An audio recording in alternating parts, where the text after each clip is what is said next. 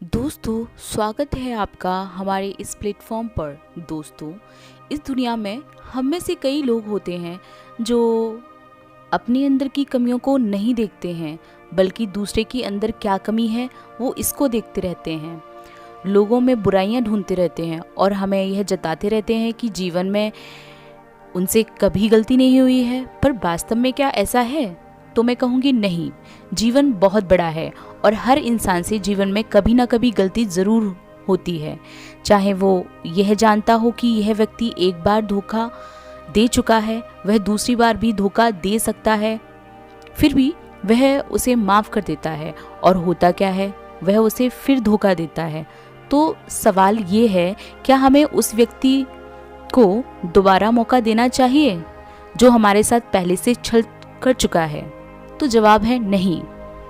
हाँ, हमें उसे माफ़ ज़रूर कर देना चाहिए, लेकिन उसे दोबारा मौका देने की गलती कभी नहीं करनी चाहिए। और हाँ, अगर उस व्यक्ति को अपनी गलती का पछतावा हो तो उसे यह कोशिश करनी चाहिए कि वह गलती दोबारा ना करे।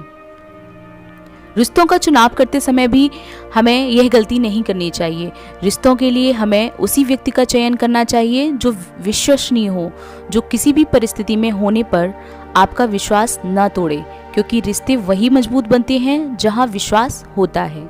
इसीलिए कोशिश यह करें, कभी भी किसी का विश्वास ना तोड़ें, क्योंकि अगर आप किसी व्यक्ति का विश्वास तोड़ते हैं तो हो सकता है वह अपने जीवन में दोबारा किसी पर विश्वास कर ही ना पाए, चाहे वह इंसान कितना भी विश्वसनीय क्यों ना हो।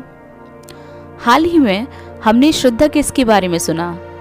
उसमें श्रद्धा का क्या हुआ? उसने भी एक ऐसे इंसान पर विश्वास करने की गलती कर दी थी जो सिर्फ उसका इस्तेमाल कर रहा था, और उस लड़के के लिए उसने अपने माता पिता का विश्वास तोड़ दिया था। पर दोस्तों, यह सच बात है कि अगर हमारे माता पिता हम पर विश्वास करें तो हमें उनका विश्वास बनाए रखना चाहिए, क्योंकि माता पिता ही वह एक इकलौते शख्स होते हैं जो आपकी 1000 गलतियां करने पर भी आपको माफ़ करने की क्षमता रखते हैं। इसीलिए किसी भी लड़की या लड़के को अपने माता पिता का विश्वास नहीं तोड़ना चाहिए, बल्कि अगर वो कुछ भी समझाते हैं तो उसका गहराई से चिंतन करना चाहिए। वह हमारे शत्रु कभी नहीं हो सकते हैं। और एक बात जो मेरे जहन में है, वह आपके पास अपने शब्दों से पहुंचाना चाहती हूँ। हम में से कई लोग ऐसे होंगे जिनमें से कुछ की शादियां हो गई होंगी और कुछ लोगों की शादी होने वाली होगी। इनमें से कुछ लोगों की सगाई भी हो चुकी होगी। पर हम में से कई लोग यह जानते हैं कि कई बार सगाई तो हो जाती है, परंतु वो शादी में तब्दील नहीं हो पाती या सगाई टूट जाती है। तो अगर शादी टूट जाती है या सगाई टूट जाती है तो हम में से कई लोग क्या करते हैं? डिप्रेशन में चले जाते हैं और वह यह सोचते रहते हैं कि समाज क्या कहेगा, 4 बातें बनाएगा। इसी सोच में वह अवसाद का शिकार हो जाते हैं और खुद तो परेशान होते ही रहते हैं, साथ में अपने घर वालों को भी परेशान कर देते हैं। पर मैं कहती हूँ कि उन्हें परेशान और अवसाद होने की क्या आवश्यकता है, बल्कि उनको यह सोचना चाहिए जो आपका था ही नहीं, वह आपको मिला ही नहीं, उस व्यक्ति को भूलते हुए अपने अवसाद का त्याग कर देना चाहिए।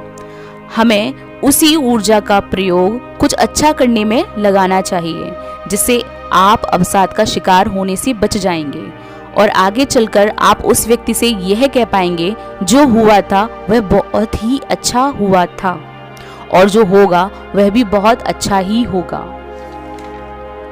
दोस्तों, आज मैं जो कहानी आपको सुनाने जा रही हूँ, यह कहानी आपको खुद की पहचान करवाने पर मजबूर कर देगी। तो चलिए शुरू करते हैं आज की कहानी। आज की यह कहानी छोटी सी है, पर यह छोटी सी कहानी आपको बहुत कुछ सिखाने वाली है। एक बार की बात है, बुद्ध जी किसी नदी के किनारे बैठे हुए थे।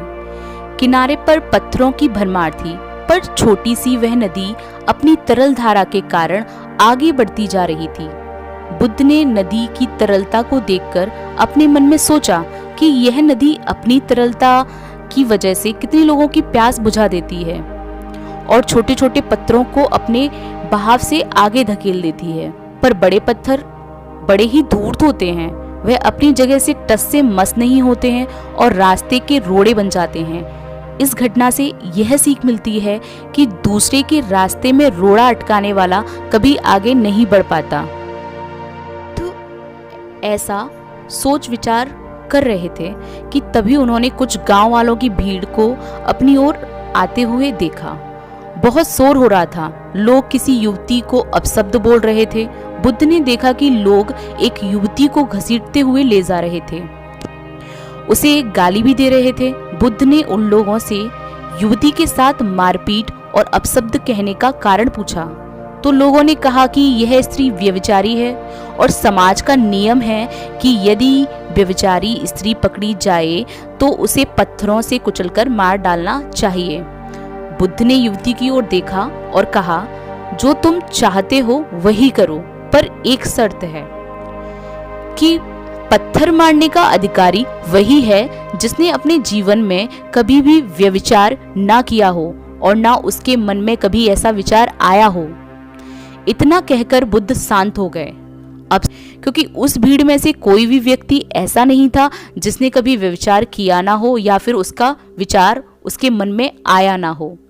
कुछ समय बाद ही वह लोग पश्चाताप की आग में जलने लगे और पश्चाताप का भाव लिए हुए वह भीड़ वहां से विदा हो गई। यह घटना यह बताती है कि हम खुद के प्रति न्याय कर सकते हैं, दूसरों के प्रति नहीं, क्योंकि हमारी जानकारी दूसरों के विषय में अधूरी है। यदि हम किसी के प्रति न्याय करना चाहते हैं तो उस पर उससे प्यार व स्नेह से मिलना चाहिए कि वह खुद ही अपने दोषों को स्वीकार कर ले और कभी भी न दोहराने का व्रत ले। पर एक कटु सत्य यह भी है कि जब भी किसी पुरुष को अगर वह स्त्री पसंद नहीं होती है या उससे उसकी कुछ कहा सुनी हो जाती है तो सबसे पहले वह उसके चरित्र पर वार करते हैं, क्योंकि यह उन्हें अपनी गलती छिपाने का अच्छा साधन लगता है।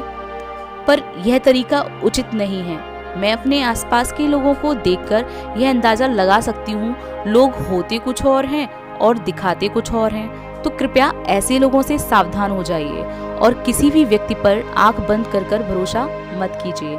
लोग आपकी जिंदगी से खिलवाड़ कर सकते हैं। दोस्तों, आशा है कि आज की इस कहानी से आपने बहुत कुछ सीखा होगा और इसे आप अपने जीवन में जरूर अपनाएंगे।